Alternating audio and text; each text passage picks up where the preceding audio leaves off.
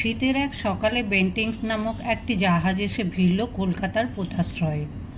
জাহাজটি এসেছে মাদ্রাজ প্রেসিডেন্সি থেকে। অন্যান্য অনেকের সঙ্গে সেই জাহাজ থেকে নামলেন এক কালো রঙের পাক্কা সাহেব, হ্যাট, কোট, প্যান্ট, বুট, জুতো পরিহিত। এর ওষ্ঠে সাদা লম্বা একটি পদার্থ, যার এক প্রান্ত থেকে ধূম উদ্গীরিত হচ্ছে। কাগজের মধ্যে তামাক পাকানো এই জিনিসটির নাম সিগারেট। কলকাতাবাসীর চোখে এ বস্তুটি নতুন। এই কৃষ্ণকায় সাহেবটি স্বর্গত উকিল রাজনারায়ণ দত্তের একমাত্র পুত্র মধুসূদন। তবে মধু নামে যে উচ্ছৃঙ্খল, প্রতিভাবান, কোমল, হঠকারী, উদ্যত যুবকটি একসময় কলকাতা শহর মাতিয়ে তুলেছিল, সে আর নেই। তার বদলে ইনি একজন স্থূলকায়, মধ্যবয়সী, ক্লান্ত চেহারার পুরুষ। মধুসূদনের বয়স এখন 32, কিন্তু তার চেহারায় যৌবনের দীপ্তি নেই, বরং এরই মধ্যে যেন প্রৌঢ়ত্বের ছাপ পড়েছে। সুদীর্ঘ 8 বছরকাল মধুসূদন মাদ্রাজে প্রবাসী ছিলেন।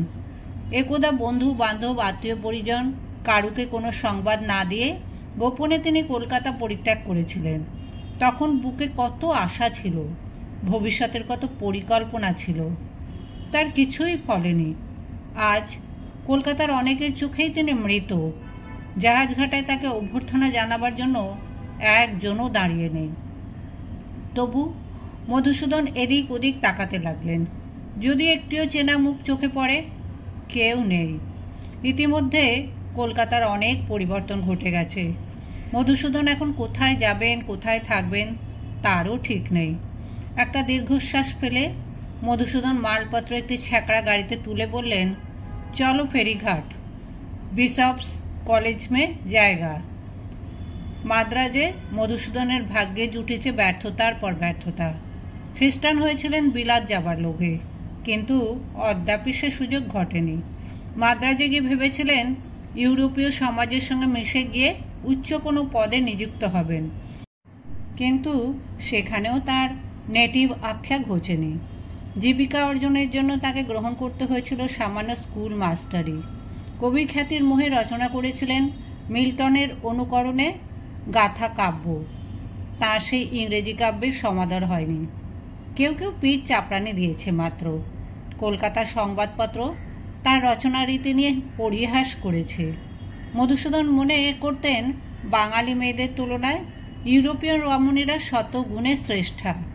সেই মোহে মাদ্রাজে যাবার অত্যল্পকালের মধ্যেই তার ছাত্রস্থানীয় এক নীলকর সাহেবের কন্যা রেবেকাকে বিবাহ করেছিলেন। 4টি পুত্রকন্যার জন্ম দিয়েও সে বিবাহ সুখের হলো না, স্থায়ী হলো না। পুত্রকন্যা সমেত রেবেকাকে পরিত্যাগ করে আবার এক ফরাসি যুবতীর সঙ্গে পত্নীভাবে বসবাস করেছিলেন। কবি হতে গেলে পিতা মাতার সঙ্গে সম্পর্ক রাখতে নেই, এই আহরিত বদ্ধমূল বিশ্বাসে মধুসূদন মাদ্রাজে গিয়ে পিতামাতার সঙ্গে আর কোনো যোগাযোগই রাখেননি। প্রথম বন্ধু বান্ধবদের চিঠি লিখতেন।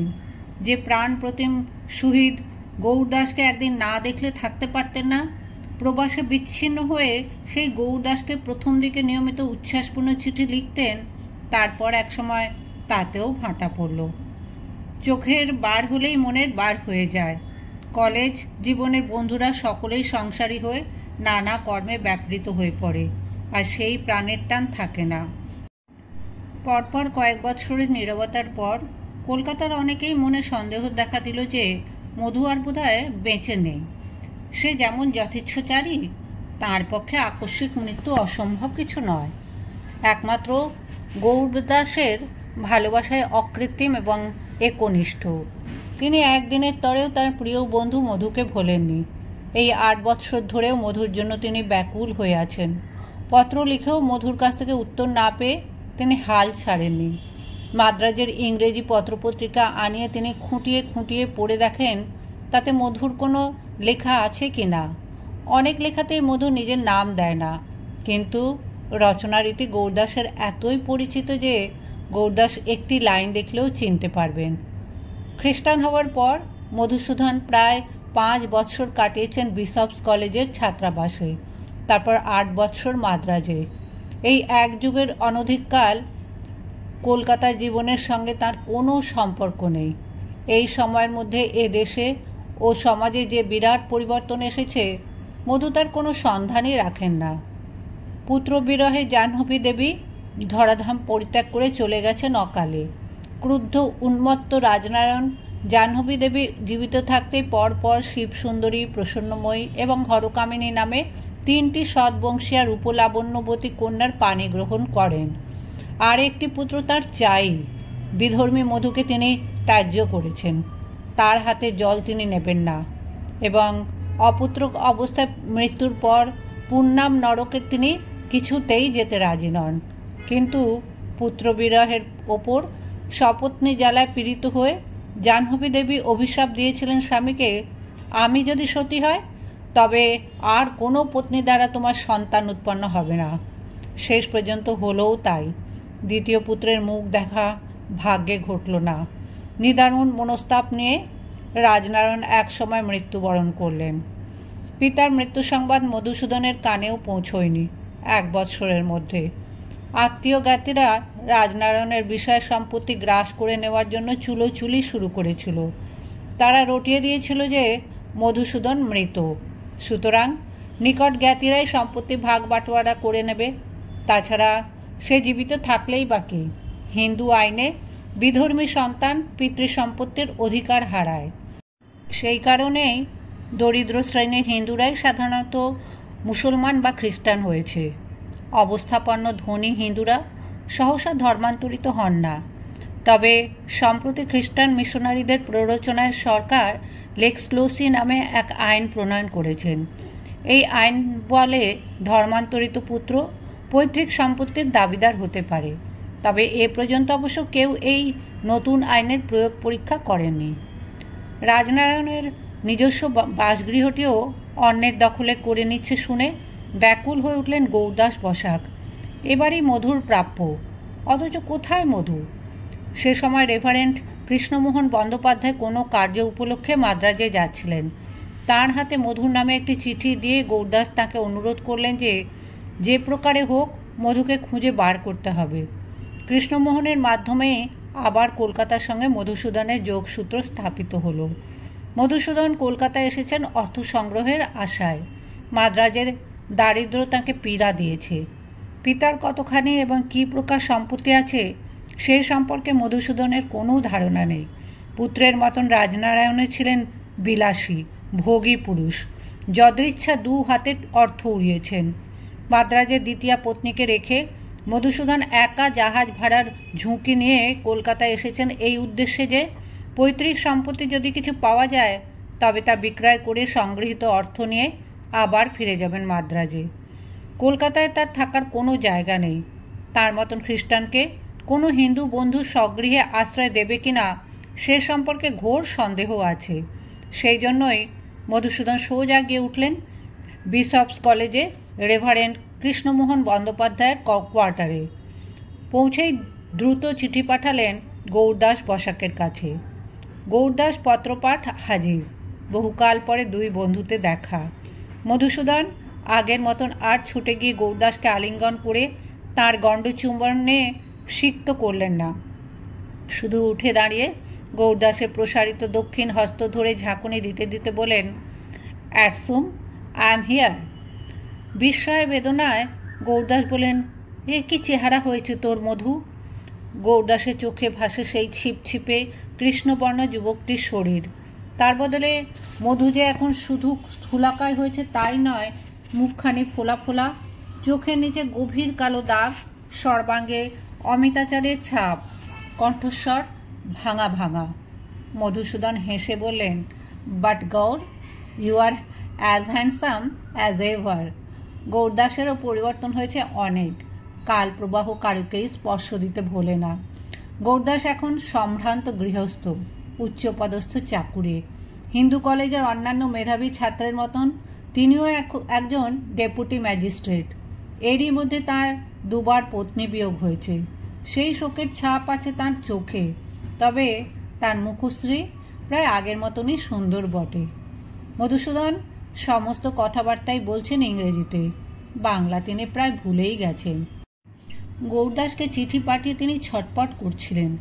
কৃষ্ণমোহনের বাড়িতে মদ্যপানের সুবিধে নেই।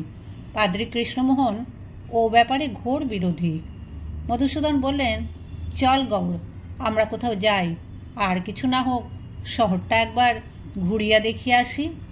গৌর বললেন, আমি গাড়ি এনেছি, আগে খিদিরপুরে যাব। তোর নিজের বাড়ি দেখবার স্বাদ হয় না? আমায় সে বাড়িতে ঢুকতে দেবে? কেন দেবে না? দু একদিন আগে গিয়ে আমি হম্বিতম্বি করে এসেছি। পবাবু আর ববাবুকে বলে দিয়েছি, খবরদার, মধু শিগগিরই এসে পড়বে, তার আগে আপনারা কিচ্ছুটি করবেন না কো। সে কি, তুই আমার আগমন বার্তা চতুর্দিকে রটাইয়া দিয়াছিস নাকি? আমি কিছুকাল সঙ্গোপনে থাকিতে চাই। না, আর কারুকে বলিনি।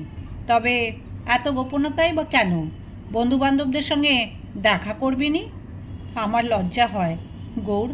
পূর্বে স্বগৌরবে উন্নত মস্তকে হেতায় পরিভ্রমণ করিতাম, এখন আসিয়াছি ভিখারির মতন। কে বলে তুই ভিখিরি? তুই আমাদের সকলের প্রিয় সেই মধু। তোদের সকলের প্রিয় হইবার মতন আমার আর কি আছে বল গাউড়? তুই আমায় গাউড় গাউড় করিসনি তো, গৌড় বল। সব বিষয়ে ইংরেজি কেতা ধরেছিস বলে কি আমাদের নামগুলোও ইংরেজি করে ফেলবি? Sorry, I am profusely sorry, my dearest Gour. Bangla আমার মুখে একেবারেই আইসে না। তোকে আমি চিঠিতে অনেকবার লিখেছিলুম যে তুই বাংলা শেখ। বাংলা ছাড়া আমাদের আর গতি নেই। তোর কবিত্ব শক্তি তুই বাংলায় প্রয়োগ কর। সে আর এ জীবনে হইবে না। বন্ধুদের সংবাদ কি বল? ভূদেব, বঙ্কু, ভোলানাথ, রাজনারায়ণ, লতিফ, ইহারা সবকে কেমন রইয়াছে? উহারা আমাকে মনে রাখিয়াছে কি? কেন মনে রাখবে না? দেখা হবে, আস্তে আস্তে সবার সঙ্গে দেখা সাক্ষাৎ হবে। তবে রাজনারায়ণ এখন থাকে মেদিনীপুরে। আর গঙ্গানারায়ণ, দ্যাটস আই, ইন্ট্রোভার্ট ফেলো। আমি উহাকে খুব পছন্দ করিতাম। গঙ্গানারায়ণ তরীণ মতো বহুদিন নিরুদ্দেশ, কেউ তার খবর জানে না। গৌরদাসের জুড়ি গাড়ি অপেক্ষা করছিল গঙ্গার এপারে। দুই বন্ধুতে নৌকোয় নদী পেরিয়ে এসে সেই গাড়িতে উঠল। খিদিরপুরের কাছাকাছি আসবার পর মধুসূদন হঠাৎ গৌরদাসের হাত চেপে ধরে বললেন, না গৌর, আমি যাইব না। ওই গৃহে আমার মাতা প্রাণ বিসর্জন দিয়াছেন। সেই শূন্য ভবনে আমি কোন প্রাণে প্রবেশ করিব? গৌরদাস ঈষৎ শ্লেষের সঙ্গে বললেন, এতদিন বুঝি মায়ের কথা মনে ছিল না? মৃত্যুশয্যায় একবার তো দেখা দিতেও আসিসনি।